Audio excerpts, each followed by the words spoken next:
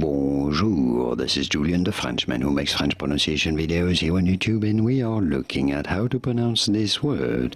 We're going to be looking at how to pronounce more French names and words as well, so make sure to stay tuned and consider subscribing. This is French for mill, as in a mill, the place you mill wheat or cereals to make flour, for example.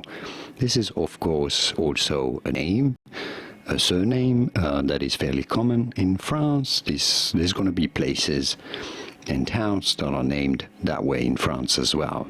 So how to go about pronouncing this? In French, in France, it is said as Moulin, Moulin, Moulin. It'd be fine in English to say it as Moulin, Moulin, from French Moulin.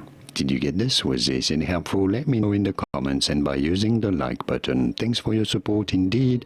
Here are more videos on how to pronounce more French words and names whose pronunciations aren't exactly always obvious. I'll see you there to learn more. Thanks for watching. Merci. Au revoir.